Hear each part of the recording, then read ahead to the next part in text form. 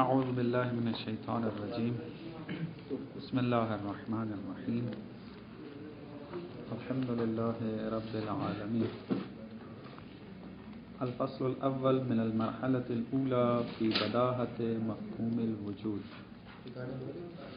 مفهوم الوجود بدیہی معقول بنفس ذاته لا يحتاج فيه الى توسيط شيء آخر۔ بات ہماری فصل اول میں شروع ہوئی تھی۔ اس فصل کے عنوان کو کل مفصل توضیح دے دیا تھا کہ مفہوم وجود بدیہی ہے، اس بداہت سے کیا مراد ہے اور بداہت کا ملاک مفہوم کے اندر کیا ہے۔ عرض کیا تھا کہ مفہوم اور تصور کے اندر بدیہی اس کو کہا جائے گا کہ جس مفہوم یا جس تصور کی معرفت موقوف نہ ہو کسی اور چیز پر، یعنی بسیط ہو۔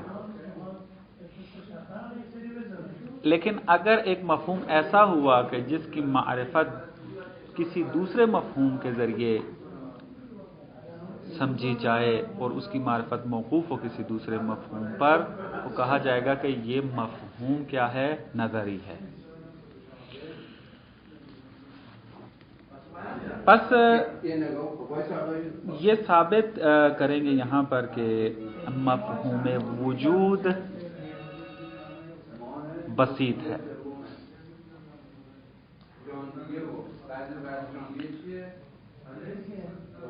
اور یہ بات مفہوم وجود جو ہے وہ بدیہی ہے، اس کا دوسرا معنی آپ کی خدمت میں عرض کیا تھا کہ جب بھی کوئی مفہوم بدیہی ہوگا اس کا معنی یہ ہوگا کہ وہ قابل تعریف نہیں ہوگا، اس کی تعریف نہیں کی جا سکے گی۔ یہاں تک ہماری بات جو ہے وہ ختم ہوئی تھی اور آج جو ہے اس کی ادلہ پڑھنی ہے کہ کیوں مفہوم کی تعریف نہیں کی جا سکتی۔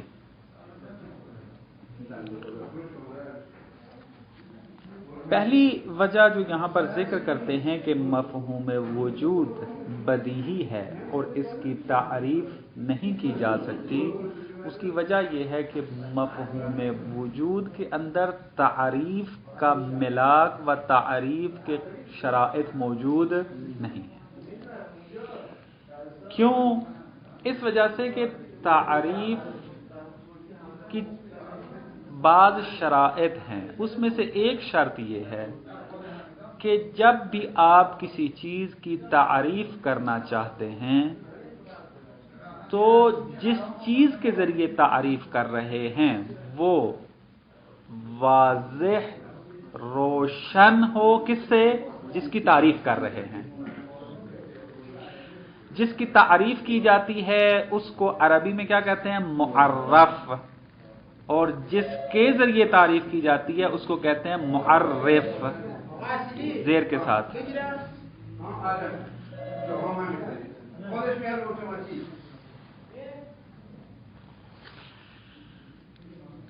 معرف اور معرف، لہذا منطق کے اندر یہ قاعدہ ذکر ہے کہ جب بھی آپ تعریف کریں گے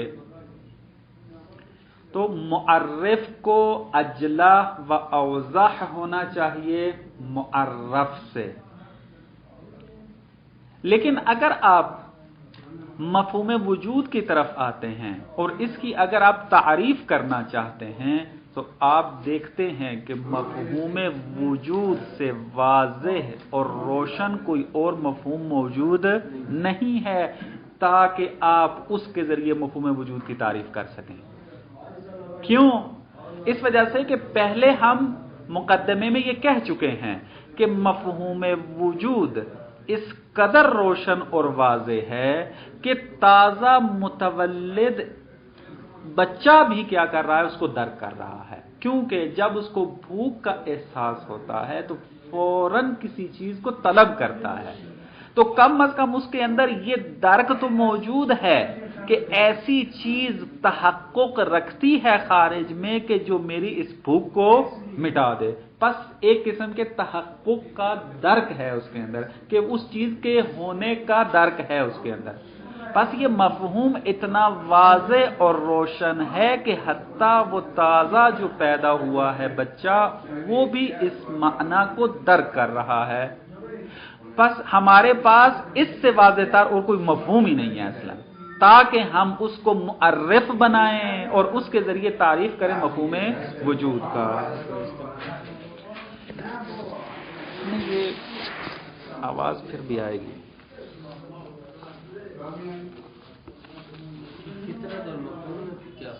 کس میں؟ فطرت انسان کے ساتھ تعلق رکھتے ہیں. مفہوم کہتے ہیں کہ وہ جو تصویر ایک ذہن میں آپ کے اندر موجود ہے ایک چیز کے بارے میں، اس کو کہتے ہیں مفہوم.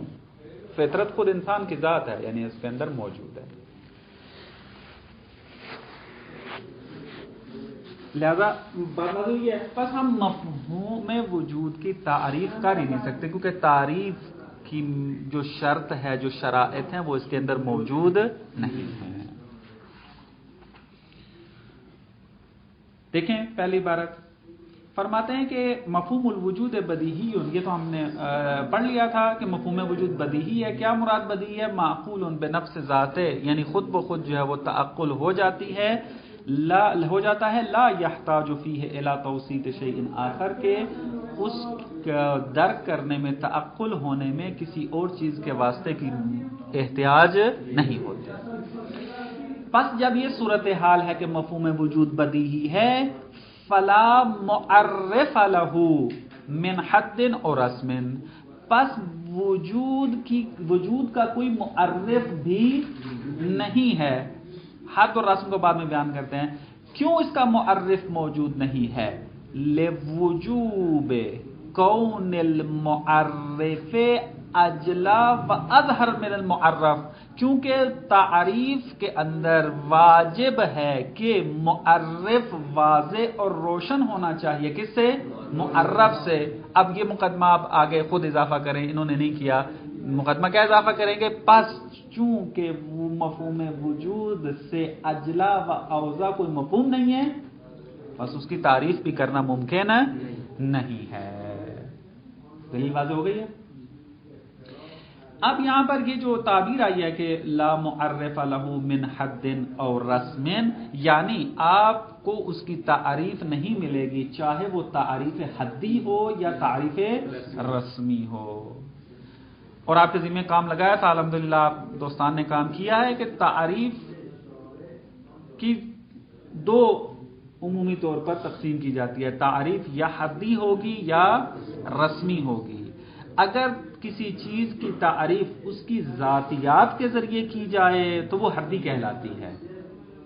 حد ہے، حد کے ساتھ حلوہ والی ہے.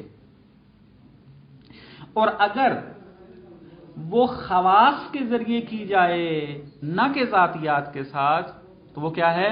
رسم کہلائے گی. مگر آپ لوگوں نے چونکہ یہ پڑھ لیا، میں اس کو توضیح زیادہ اس لیے دے رہا ہوں چونکہ درس ممکن ہے بعض ایسے دوست ہیں جو مسلم منطق سے آشنا نہیں ہے، کوئی بد فہمی یا سوء فہم نہ ہو، اس لیے آپ کو ممکن ہے یہ تکرار کا احساس ہو. ذاتیات سے کیا مراد ہے؟ یعنی ایسے اجزاء کہ جو انسان کی ذات کو تشکیل دے رہے ہوں. مثلا انسان کب انسان بنتا ہے؟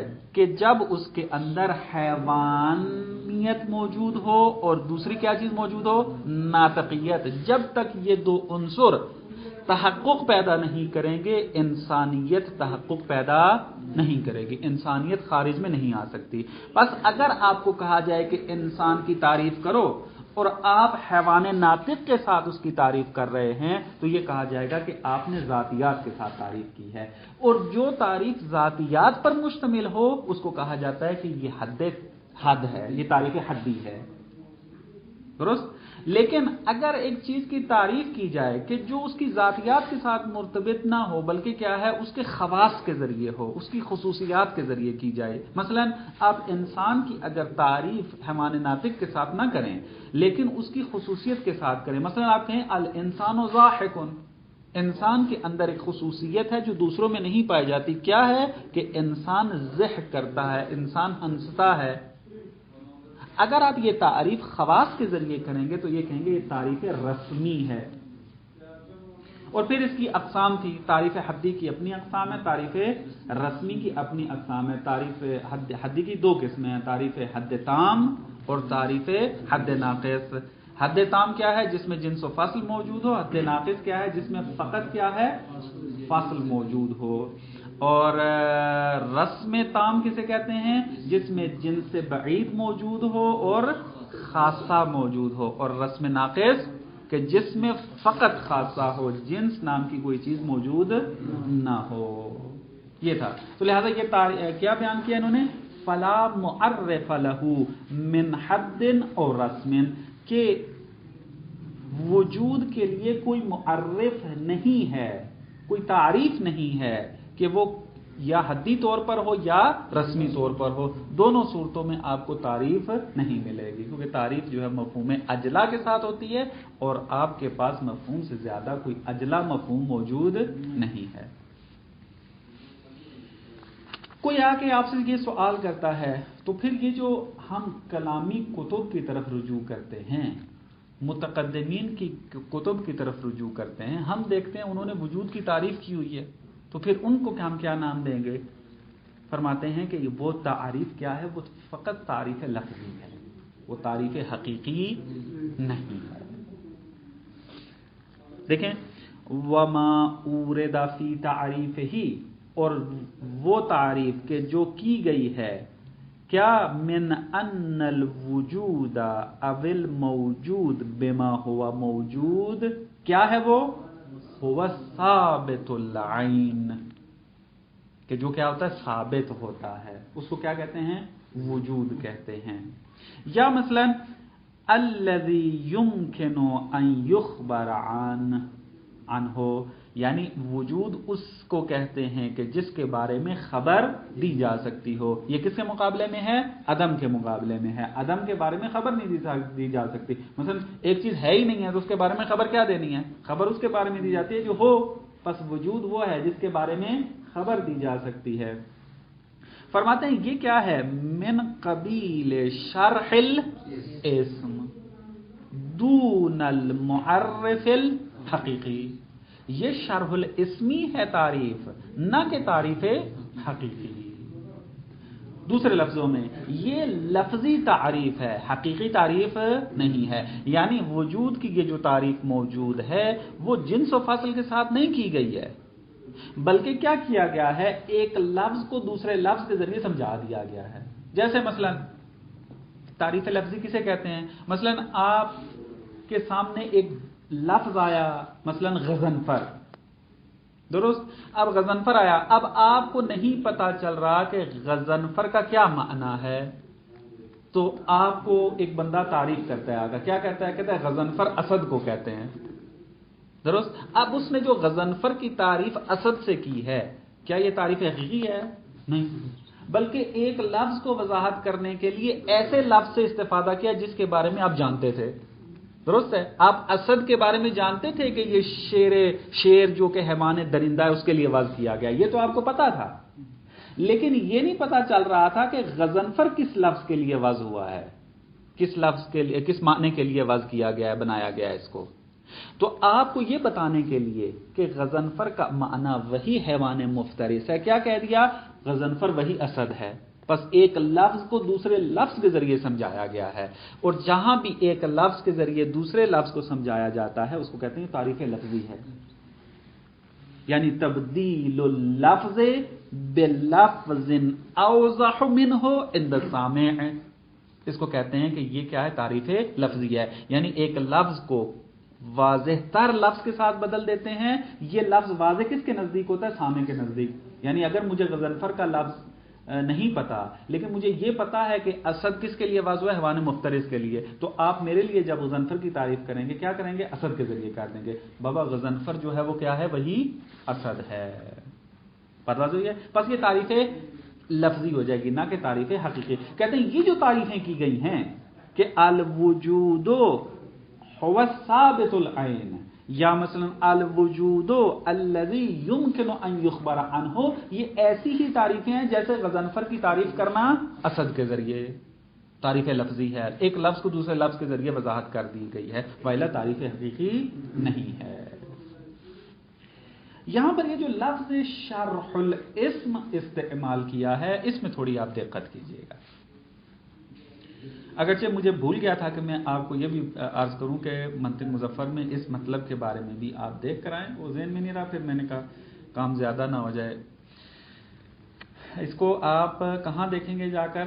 جہاں پر شیخ مظفر رحمۃ اللہ علیہ نے مراحل بیان کیے ہیں کہ جب ایک چیز کی تعریف کی جاتی ہے یا ایک چیز اس کے چند مرحلے ہیں، 5 مطلب ہیں، مطلب حل ہے، مطلب ماں ہے، ٹھیک ہے، یہ اس قسم کے جو مطالب وہاں پر ذکر ہوئے ہیں، وہاں پر کہا جاتا ہے ماں کی 2 قسمیں، ایک ماں حقیقیہ ہے اور ایک ماں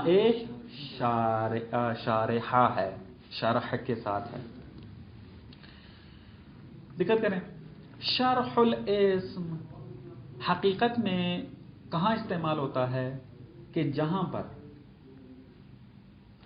اگر آپ چیز کی ایک دقت کرنی ہے اس کے اندر آپ نے، جہاں مثلا آپ اس انسان کی واقعیت کو جاننا چاہتے ہیں، انسان کی حقیقت کیا ہے، اس کی 2 صورتیں ہیں، یا تو انسان کے جس کی واقعیت و حقیقت آپ جاننا چاہتے ہیں وہ خارج میں وجود رکھتا ہے یا ابھی وہ خارج میں نہیں آیا، لیکن آپ اس کی واقعیت اور ذاتیات کو جاننا چاہتے ہیں۔ اگر آپ وجود پیدا کرنے کے بعد انسان کی ذاتیات کے بارے میں سوال کریں تو کیا کہیں گے؟ ما هو الانسان، انسان کی حقیقت کیا ہے؟ یہاں پر جو یہ ما ہے اس کو کہتے ہیں یہ ما حقیقیہ ہے۔ بات واضح ہوئی ہے؟ یعنی آپ جب کسی چیز کی حقیقت جاننا چاہتے ہیں اور وہ چیز جو ہے خارج میں تحقق بھی رکھتی ہے، وجود بھی رکھتی ہے، وجود رکھتے ہوئے آپ اس کی حقیقت کو جاننا چاہتے ہیں، اور آپ جب کہیں گے کہ ما هو الانسان تو یہاں پر ما حقیقیہ ہے، اور جب آپ اس کے جواب میں کہیں گے حیوان ناطق تو یہ تعریف کیا کہلائے گی؟ تعریف حقیقی۔ بات واضح ہے؟ لیکن ابھی انسان خارج کے اندر آیا ہی نہیں، ابھی انسان نے متولد ہونا ہے، درست؟ آپ کیا کرتے ہیں؟ اس انسان کی حقیقت کو جاننا چاہتے ہیں، اس انسان کی ذاتیات کو جاننا چاہتے ہیں قبل از وجود،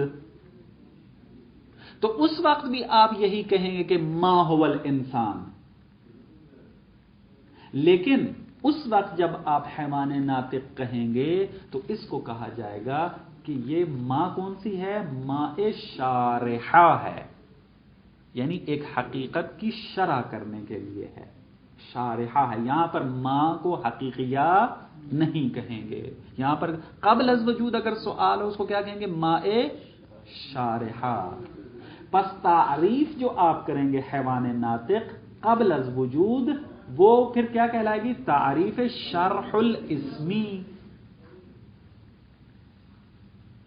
بات واضح ہے؟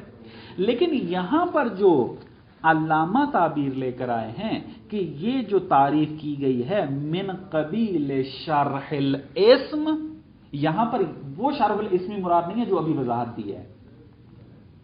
کیوں؟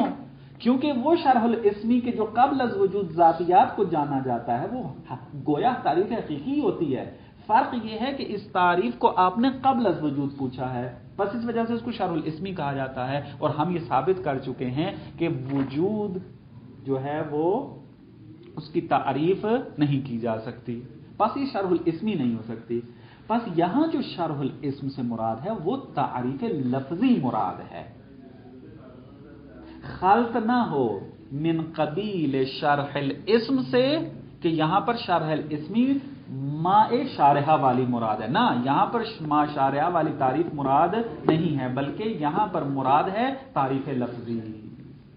اس مطلب کو دقت کے ساتھ یاد رکھیں، شیخ مظفر کی منطق مظفر کی طرف حتماً رجوع کریں، اس کو دوبارہ مطالعہ کریں۔ صاحب کفایہ سے بھی یہ خلط ہوا ہے، یعنی ہوا ہے یہ خلط مختلف کتابوں کے اندر۔ تعریف لفظی کو شرح الاسم کہا گیا ہے، حالانکہ شرح الاسم کی تعبیر تعریف لفظی کے لیے جعل نہیں ہوئی ہے، بلکہ ما شارحہ کے لیے کہا گیا ہے شرح الاسم، لہذا خلط ہو سکتا ہے اس قسم کا۔ تو آپ یہ مطلب ذہن میں رکھیں تاکہ علم اصول میں یا کسی بھی اور جگہ پر جائیں تو آپ کو پتا ہو کہ یہاں پر حقیقت حال کیا ہے۔ وجود سے پہلے کیسے اس کی تعریف؟ مثلا میں مثال لیتا ہوں، ابھی آپ ایک چیز کو بنانا چاہتے ہیں، انسان کی مثال اس لیے دیا تاکہ واضح مثالیں ہیں۔ آپ ایک چیز کو بنانا چاہتے ہیں، اب آپ سے سوال یہ کیا جاتا ہے بھائی وہ جو چیز آپ بنانا چاہتے ہیں اس کی حقیقت اور واقعیت کیا ہے؟ پھر آپ کیا کرتے ہیں؟ ابھی آپ نے اس کو خلق نہیں کیا، ابھی آپ نے اس کو تشکیل نہیں دیا، ابھی صنعت میں آ کر وہ تشکیل نہیں پائی ہے، آپ اس کی ذاتیات کو بیان کرتے ہیں، بھائی یہ چیز ان ذاتیات سے تشکیل پاتی ہے، تو اس وقت آپ کیا کہیں گے؟ ما ہوا سے استفادہ کریں گے، لیکن وہ ما شارحہ کہلائے گا۔ لیکن جب وہ ابھی وہ آ چکی ہے، خارج میں متحقق ہو چکی ہے، وہ حقیقت خارج میں آ چکی ہے، اب میں دیکھ کر اس کو کہہ رہا ہوں مجھے اس حقیقت کا نہیں پتا یہ حقیقت کیا ہے مثلا۔ اب جب آپ مجھے جواب دیں گے اور میں سوال کروں گا تو وہ ما حقیقیہ کہلائے گی، اور تعریف جو کی جائے گی وہ تعریف حقیقی کہلائے گی۔ یعنی وہ وجود میں لانا فقط انسان کے ساتھ ہے؟ نہ وہ سب چیزوں کے ساتھ ہے۔ یہ انسان کی مثال دی ہے، یعنی قاعدہ کلی یہ ہے، اگر وجود پیدا کرنے سے پہلے آپ کسی حقیقت کے بارے میں سوال کریں تو وہ ما شارحہ ہوگی، اور اس کے جواب میں جو آئے گا وہ کیا کہلائے گا؟ شرح الاسمی کہلائے گا۔ لیکن اگر وجود پیدا کرنے کے بعد آپ سوال کریں گے ما ہو، اب جو بھی ہو، انسان ہو، حیوان ہو، بقر ہو، جو بھی کائنات کی ایک حقیقت ہو، اس کے بارے میں اگر آپ سوال کریں گے تو وہ کیا ہوگی؟ ما حقیقیہ کہلائے گی، اور جو جواب میں آئے گا وہ تعریف حقیقی کہلائے گی۔ انسان کی مثال دی ہے تاکہ مطلب واضح اور روشن ہو جائے۔ اگر مثلا خدا کوئی چیز بنانا چاہتا جی ہے، لانا چاہتا ہے، جی تو اس کے لیے بھی کیا اسی طرح ہوگا؟ اس طرح تو پھر نہیں ہو سکتا۔ یہ تحلیل ہماری ہے، اب یہ نا ہم نے پہلے ہم مطلب کو سمجھنے کے لیے ترتیب بنا رہے ہیں اس طریقے سے۔ خدا بنا رہا ہے، خدا تو نہیں کرے گا مثلا ماشاءاللہ ما حقیقت میں تفکیک کرے گا، نا ہم کائنات میں آ چکے ہیں، ابھی ایک چیز کے بارے میں حقیقت جاننا چاہتے ہیں، یہ مراحل ہمارے لیے ہیں، دوسری چیزوں کے لیے نہیں ہے۔ پھر وہ انسان کے ساتھ تعلق ہو گیا نا، انسان جاننا تو انسان نے چاہنا ہے نا، وہ یعنی انسان ہی اس چیز کو وجود میں لا رہا ہے، اور پھر اس کی ہاں وہی نا، ہاں درست ہے، اگر یہ مراد ہے تو درست ہے کہ کیونکہ انسان ہی کے اندر طلب حقیقت موجود ہے۔ والا اس گائے کو جو گھاس چر رہی ہے اس کو کیا اس چیز کا شعور کہ میں اس کی حقیقت کو جانوں، انسان طلب حقیقت کرتا ہے، لہذا اس کے لیے یہ مراحل ہے۔ پر یہاں تک مطلب واضح ہو گیا کہ وجود کی تعریف ممکن، وجود کا کوئی معرف نہیں ہے، کیونکہ کوئی بھی مفہوم وجود سے واضح اور روشن نہیں ہے، اور جو تعریفیں کی گئی ہیں وہ کون سی ہیں؟ تعریفیں لفظی ہیں۔ لیکن پھر آ کر ایک دلیل بھی اقامہ کرتے ہیں، کہتے ہیں اصلاً وجود کی تعریف کی ہی نہیں جا سکتی۔ کیوں؟ فرماتے ہیں اس کی وجہ یہ ہے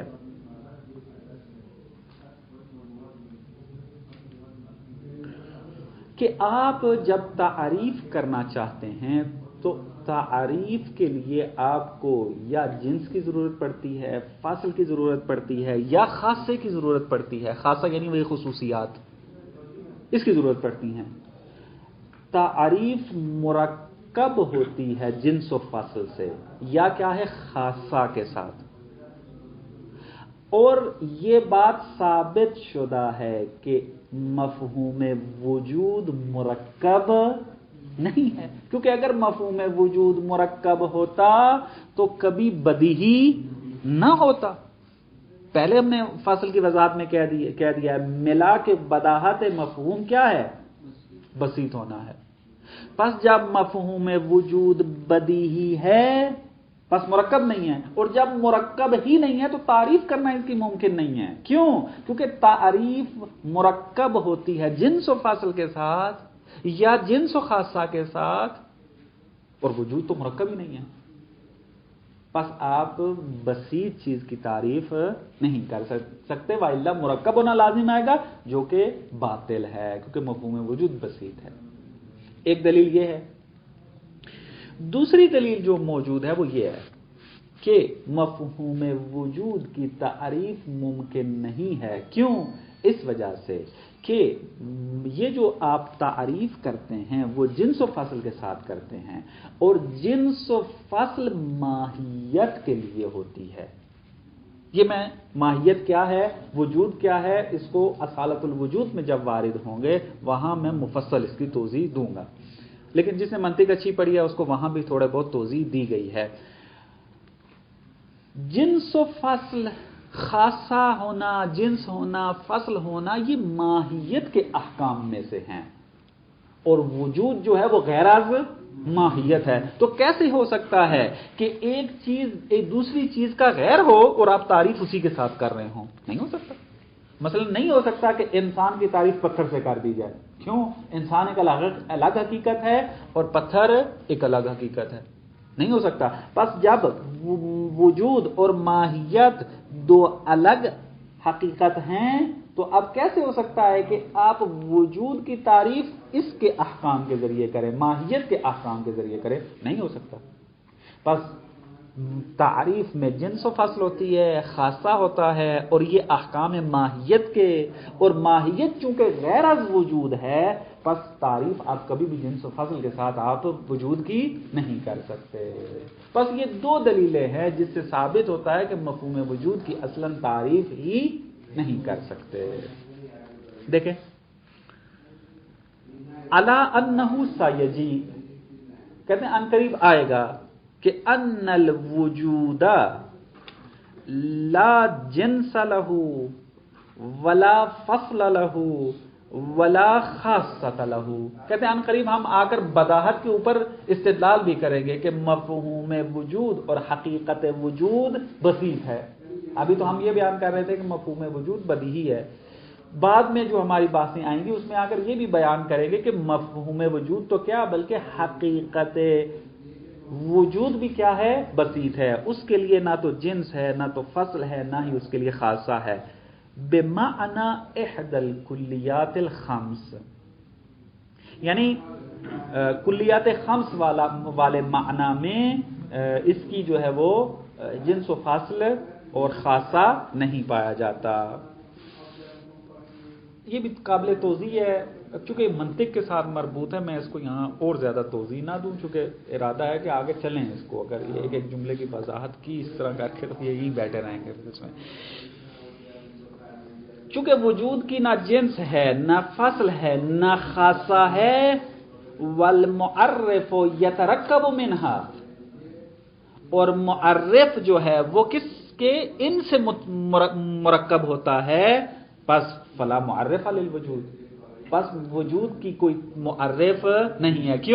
کیونکہ تعریف تو ہوگی مرکب، تعریف اس کی ہوگی جو مرکب ہوگا، جو جنس و فصل رکھے گا. وجود تو ہے ہی بسیط، پس اس کی تعریف بھی کرنا ممکن نہیں ہے. بات واضح ہوئی ہے. اور ایک مطلب وہی اسی عبارت سے نکالا، وہ یہ کہ ماہیت کے احکام میں سے جنس و فصل رکھنا، اور مفہوم وجود یا وجود جو ہے وہ احکام ماہیت میں سے نہیں ہے بلکہ غیر از ماہیت ہے. بس اس اعتبار سے بھی اس کی تعریف کرنا ممکن نہیں ہے. یہ ایک مطلب فصل اول جو ہے وہ ہماری تمام ہو گئی. الفصل الثانی من المرحلة الأولى فی ان مفہوم الوجود مشترک معنوی. دوسری فصل یہ ہے کہ مفہوم وجود کہ جو بدیہی ہے اور اس کی تعریف کرنا بھی ممکن نہیں ہے. سوال یہ ہے کہ آیا یہ مفہوم وجود مشترک معنوی ہے یا نہیں. آپ کو عرض کیا تھا کہ بدایہ اور نہایہ اس کی خصوصیت یہ ہے کہ اس کے اندر منطقی ترتیب موجود ہے، یعنی ایک فصل دوسری فصل تک پہنچاتی ہے. مرحلہ بمرحلہ ابحاث کو سٹیپ بائی سٹیپ علامہ نے تدوین کیا ہے. اس کو دیکھیں، بات ہماری یہاں سے شروع ہوئی تھی کہ موضوع فلسفہ کیا ہے. جواب یہ دیا کہ موجود بما ہوا موجود. پھر یہ سوال اٹھا کہ وجود، مفہوم وجود کیا ہے، آیا یہ بدیہی ہے یا اس کو تعریف کی ضرورت ہے، وہاں پر اس حقیقت کو ہم نے جانا کہ مفہوم وجود بدیہی ہے، اس کی تعریف ممکن نہیں ہے۔ اب تیسرا سوال یہاں پر یہ بنتا ہے کہ یہ جو مفہوم وجود جس کی بداہت کو ہم نے ثابت کر دیا ہے، آیا یہ مفہوم وجود ایک معنی رکھتا ہے تمام موارد کے اندر یا متعدد معانی رکھتا ہے؟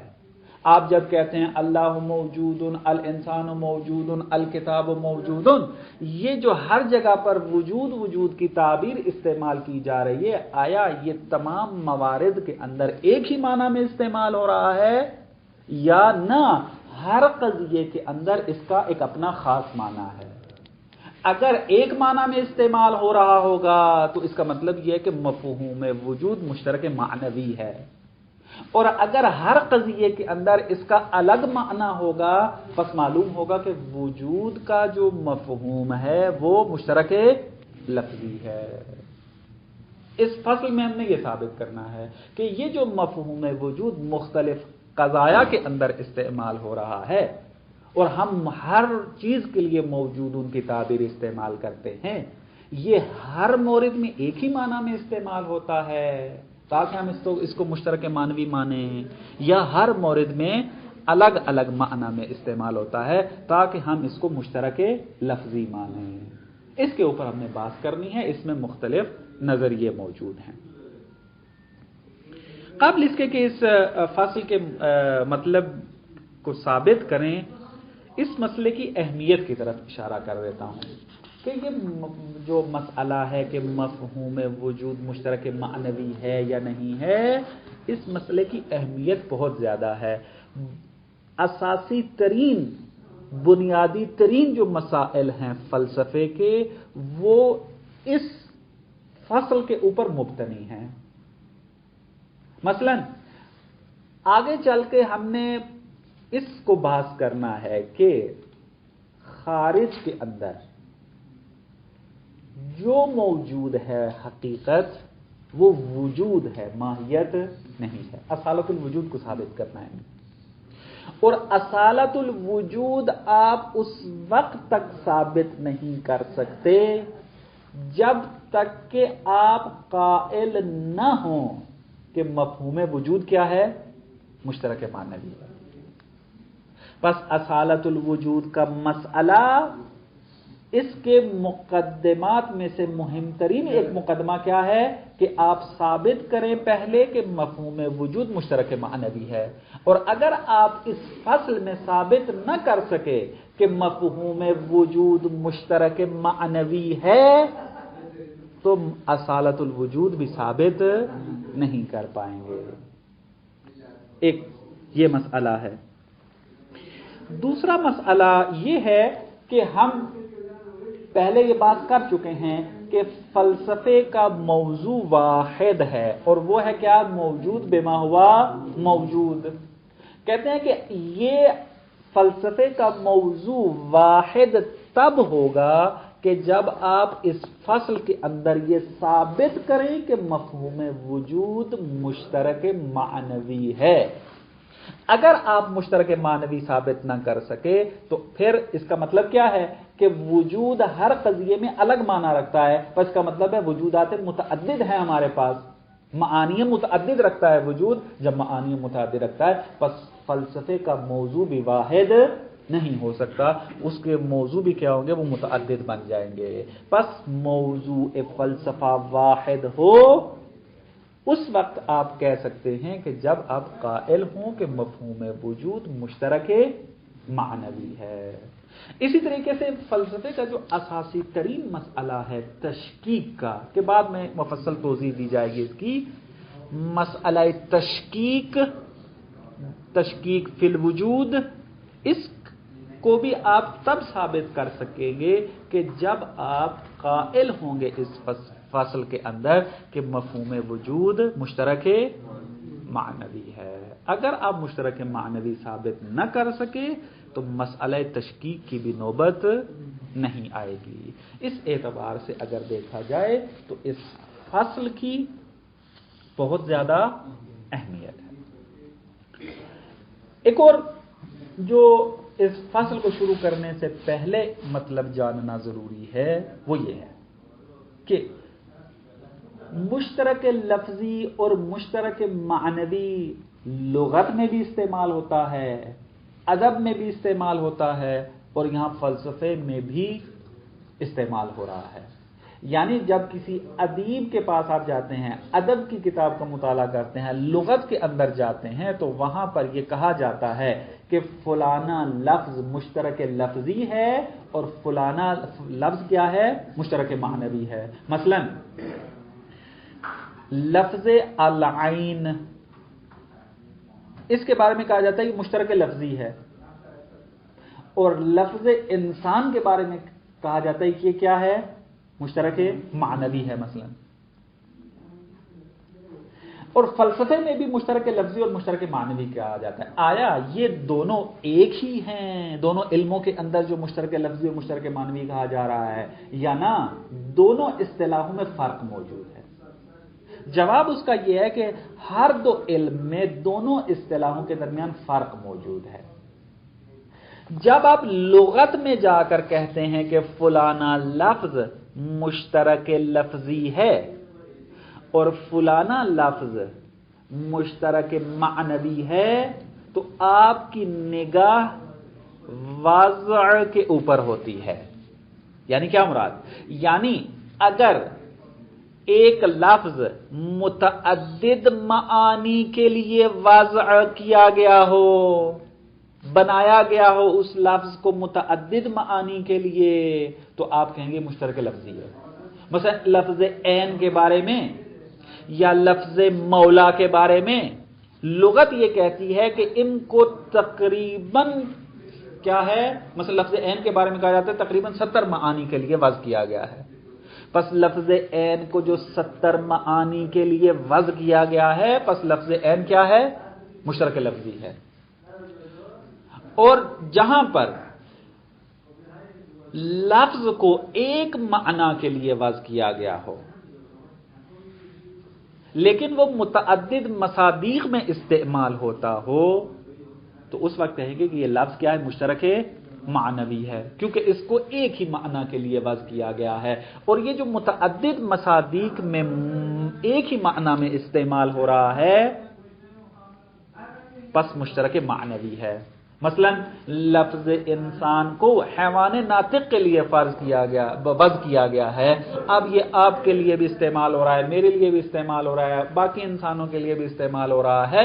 اب چونکہ ان تمام مصادیق کے اندر ایک ہی معنی مراد ہے اور اسی معنی کے لیے لفظ انسان کو وضع کیا گیا ہے، پس وہ مشترک معنوی ہے۔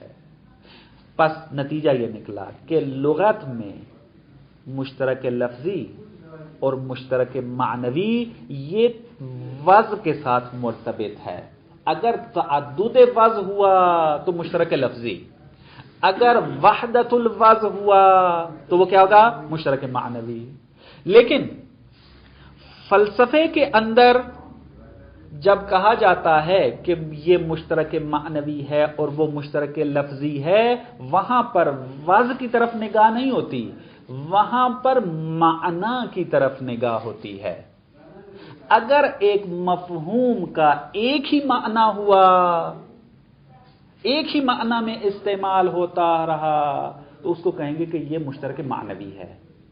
وضع کی طرف نگاہ نہیں ہے کہ واضح نے اس کو وضع کس کے لیے کیا ہے، کتنے معانی کے لیے وضع نا، ابھی وضع کی طرف اصلا نگاہ ہی نہیں ہے۔ ابھی ہم نے یہ دیکھنا ہے کہ یہ جو مفہوم میرے ذہن کے اندر موجود ہے، اس مفہوم کا ایک ہی معنی ہے یا نہ یہ متعدد معانی کے اندر استعمال ہو رہا ہے۔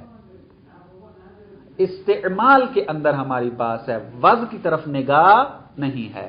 اگر مفہوم ایک معنی رکھتا ہوا تو وہ مشترک معنوی کہلائے گا، اور اگر مفہوم متعدد معانی رکھتا ہوگا اور اس میں استعمال ہو رہا ہوگا تو اس وقت یہ مشترک لفظی کہلائے گا۔ بس فرق فلسفہ اور ادب کے اندر یہ ہے کہ ادب میں جب اشتراک لفظی اور اشتراک معنوی کہا جاتا ہے تو نگاہ وضع کے اوپر ہوتی ہے، اور فلسفے میں جب مشترک معنوی و لفظی کہا جاتا ہے تو نگاہ کہاں ہوتی ہے؟ معنی کی طرف ہوتی ہے۔ فرق کیا ہوا ان کے درمیان؟ فرق دیکھیں بہت زیادہ ہوگا۔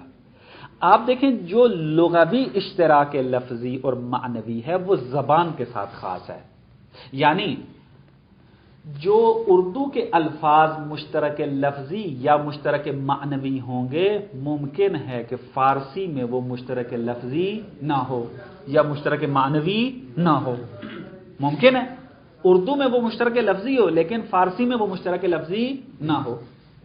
اسی طرح بالعکس اردو میں ایک لفظ مشترک معنوی ہو لیکن فارسی میں وہ مشترک معنوی نہ ہو۔ لغت میں چونکہ وضع کی طرف نگاہ رکھی جاتی ہے، بس اس وجہ سے زبان کے مختلف ہونے سے اشتراک لفظی اور اشتراک معنوی بھی کیا ہے؟ بدل جاتا ہے۔ ایک لفظ ایک زبان میں مشترک لفظی ہے، دوسری زبان میں ممکن ہے وہ مشترک معنوی میں ہو، لیکن فلسفے میں چونکہ نگاہ معنی کی طرف ہے، بس یہ زبان کے مختلف ہونے سے مختلف نہیں ہوگا۔ اگر ثابت ہو گیا کہ مفہوم وجود ایک معنی میں استعمال ہوتا ہے تو اس کا نتیجہ کیا نکلے گا کہ یہ مشترک معنوی ہے۔ اب چاہے وہ پاکستان میں زندگی گزار رہا ہو انسان، وہ بھی مشترک معنوی ہی کہے گا اس کو، اور چاہے وہ ایران میں زندگی گزار رہا ہو وہ اس کو مشترک معنوی مانے گا، چاہے دنیا کے کسی اور جگہ پہ رہ رہا ہو، چونکہ مفہوم کا ایک ہی معنی ہے بس مشترک معنوی ہے، زبان کے ساتھ خاص نہیں ہے۔ اگر اس کے معانی متعدد ہوئے تو پھر وہ مشترک لفظی ہوگا۔ اب چاہے وہ پاکستانی ہو، چاہے وہ ایرانی ہو، چاہے وہ امریکن ہو، جو بھی ہو، ہر ایک کے نزدیک مفہوم وجود اگر متعدد معانی رکھتا ہوا تو وہ مشترک لفظی کہلائے گا، زبان کے مختلف ہونے سے مختلف نہیں ہوگا۔ لیکن ادب کے اندر، لغت کے اندر جو اشتراک لفظی و اشتراک معنوی ہے وہ زبان کے مختلف ہونے سے مختلف ہو سکتا ہے۔ مطلب واضح ہو یہاں تک؟ بس عنوان فصل یہ ہے کہ ہم نے یہاں پر یہ بحث کرنی ہے کہ آیا مفہوم وجود کا ایک ہی معنی ہے؟ اللہ موجود، الانسان موجود، الحجر موجود، ان قضایا کے اندر مفہوم وجود ایک ہی معنی کے اندر استعمال ہو رہا ہے۔ اگر اس کو کیا قائل ہو گئے، ثابت کر دیا، تو مطلب یہ ہوگا کہ مفہوم وجود مشترک معنوی ہے۔ لیکن اگر آپ قائل ہو گئے اور آپ نے ثابت کر دیا کہ اللہ موجود، الانسان موجود، الحجر موجود، ان کے اندر معانی مختلف ہیں، یعنی اللہ موجود میں معنی اور ہے وجود کا، الانسان موجود میں وجود کا اور معنی ہے، الحجر موجود میں وجود کا الگ معنی ہے، یعنی ہر قضیے میں وجود کا الگ معنی ہے، تو اس کا مطلب یہ ہوگا کہ مفہوم وجود کیا ہے؟ مشترک لفظی ہے، مشترک معنوی نہیں ہے۔ اب کون سا نظریہ درست ہے، ان کی اپنی اپنی ادلہ ہیں، یہ انشاءاللہ پھر بعد میں۔ والسلام علیکم ورحمۃ اللہ وبرکاتہ۔